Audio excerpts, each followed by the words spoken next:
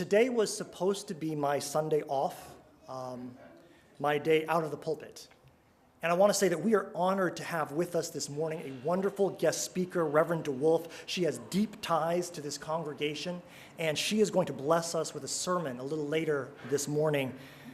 So it was not my original intention to speak at all today. I scheduled this Sunday off for myself weeks and months ago, long before the unexpected outcome of Tuesday's election.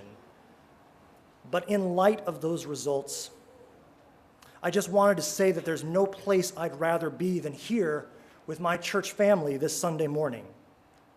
And I feel compelled to offer a few quick words to us all in these uncertain times.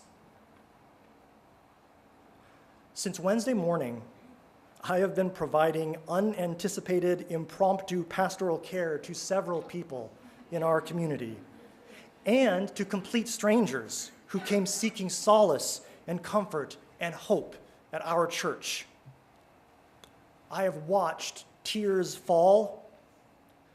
I have listened to stories of violence, threats of violence, and acts of terror perpetrated against people that I know and love.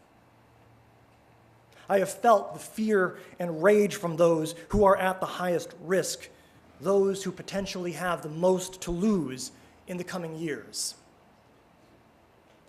Many of us here today have been deeply traumatized by the events of this past week.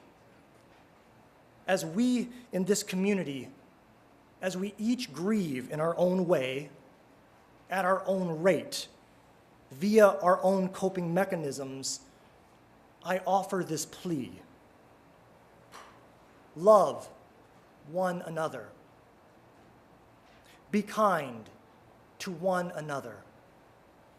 Hold space for one another. Be not quick to judge one another.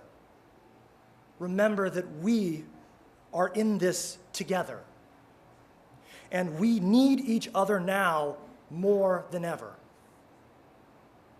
As we look to the future, there are things we know and things we don't know. As it relates exactly to what a Trump presidency is going to look like, I believe there is actually far more uncertainty than certainty at this point. And in that uncertainty, there is at least some measure of hope. Our president-elect has demonstrated over the past several decades that he is a mercurial and protean figure. That's the nice and fancy way of saying he's a bit of a flip-flopper. The path from campaign promises to actual policies is long and fraught. The president-elect, should he choose to follow through on certain campaign promises, will encounter substantial political and constitutional impediments. In other words, this presidency may not be as bad as some of us fear. However, I do not want to paint the future as less dangerous than it really is. There are certain campaign promises that are very much within the president-elect's power, and should those promises be kept, people within this community, along with people we know and love outside this community, they will be in danger. Uncertain days lie ahead.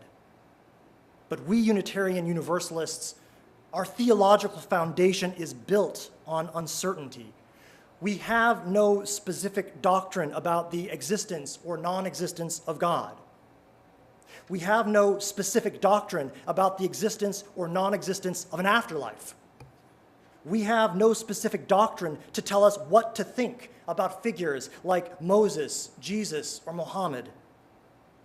What I'm saying is, our very faith has prepared us to face the challenges of this uncertainty. In this time, we Unitarian Universalists are uniquely positioned to lead with resiliency and courage and love. We were born for such a time as this.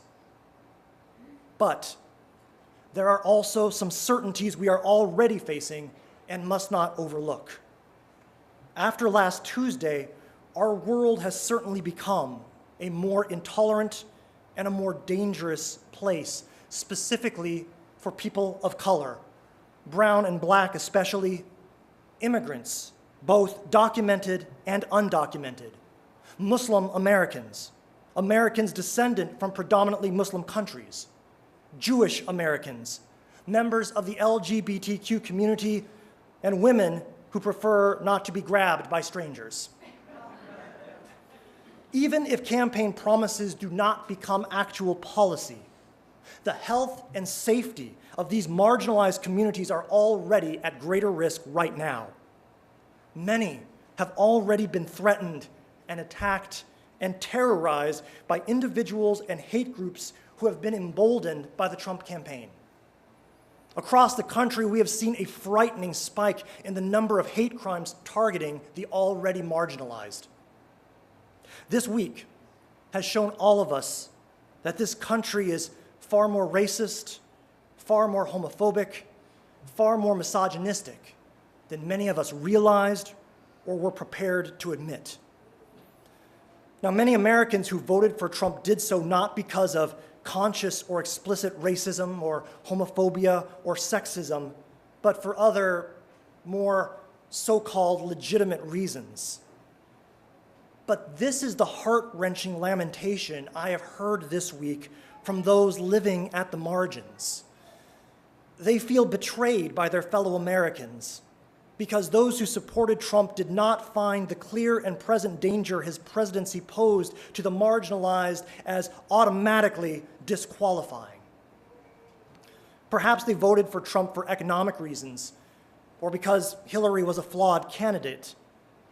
But in casting that vote for Donald Trump, half of voting Americans demonstrated that they were willing to accept the immense collateral damage aimed directly at Black, brown, gay, trans, Muslim, and Jewish Americans, at immigrants, and at women.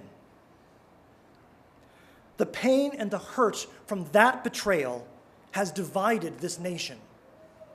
And the path to unity will be a long and hard one, and not one that we must run towards too quickly. As a nation, clearly, we have some issues that need to be addressed and resolved before real healing can begin.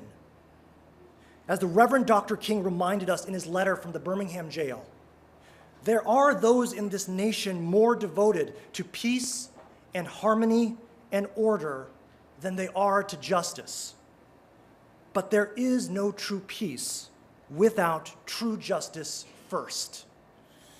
And there will not be true peace and harmony and order in this country until all are treated with the equality and justice that is the birthright of every child of creation.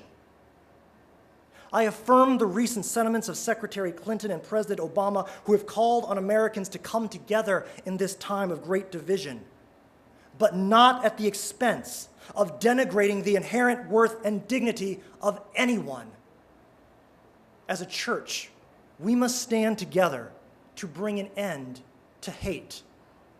And we must protect those within our community and those outside of it who are in the most danger. Beginning here and now, we are the resistance. Any governmental policy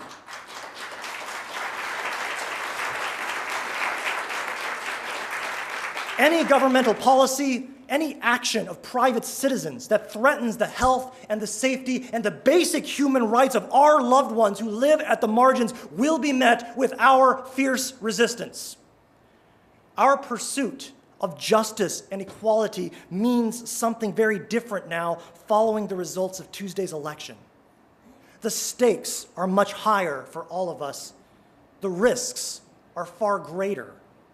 The danger is more real, as is the danger of failure. But in this, we will not fail. It is still my fervent belief that in the end, love wins. I am honored to serve with each of you in that pursuit. Thank you. Amen, and blessed be.